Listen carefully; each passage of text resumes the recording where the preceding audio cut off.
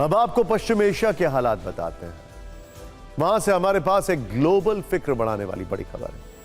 ये तो आप जानते ही होंगे कि पश्चिम एशिया में इजराइल बीते 14 महीने से गाजा पर हमले कर रहा है और उसने हमास की कमर तोड़ दी। इस बीच इजराइल ने लेबनान में भी वॉर फ्रंट खोला है। हालांकि वहां हिजबुल्लाह से अब उसका युद्ध विराम हो चुका है, फिर भी ईरान से तनातनी चल रही है और अब इजराइल ने हमलों का एक्सटेंशन कर दिया है। उसने यमन में हवाई हमले अचानक से तेज कर दिए। तेल अवीव से 2200 किलोमीटर दूर यमन की राजधानी सना को टारगेट किया, वो भी 1 या 2 फाइटर जेट से नहीं बल्कि 100 फाइटर जेट से यमन में हूती के ठिकानों को नष्ट किया।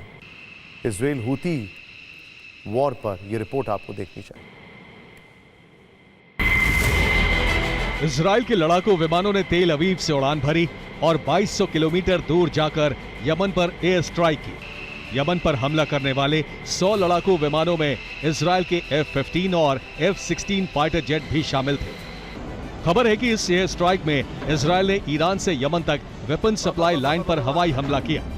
तेहरान से विमान के जरिए वेपन सप्लाई का इनपुट था, जिसे देखते हुए होदाइदा पोर्ट पर इजरायली फाइटर प्लेन ने बमबारी की।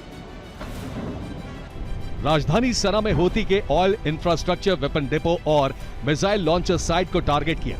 बिजली स्टेशन, सैन्य और सरकारी बिल्डिंग को तबाह कर दिया। सना इंटरनेशनल एयरपोर्ट पर भी हमला हुआ।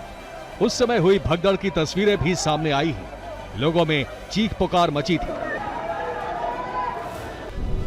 सना से एक बड़ा डेवलपमेंट यह भी है कि हमले के वक्त विश्व स्वास्थ्य संगठन के चीफ टेड्रोस सना एयरपोर्ट पर ही मौजूद थे।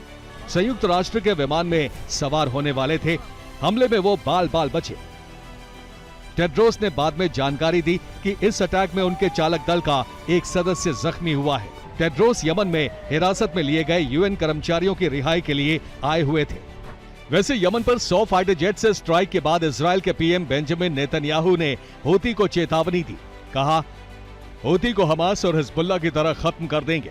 इजराइल का कोई भी दुश्मन दुनिया के किसी भी कोने में होगा, वो अब खुद को सुरक्षित ना समझे। इजराइल के इन हमलों और वार्निंग के बाद हूती बौखलाया हुआ है, क्योंकि इन हमलों से इजराइल ने अपनी एयर पावर फिर से साबित की है। हालांकि हूती ने इन हमलों के बाद इजराइल को कई बैलिस्टिक मिसाइलों से जवाब दिया है। इजराइल के कई शहरों में मिसाइल अटैक किया। तेल अवीव में बेन गुरियन एयरपोर्ट को टारगेट किया। तेल अवीव के बेन गुरियन एयरपोर्ट से सभी उड़ानें रद्द कर दी गई।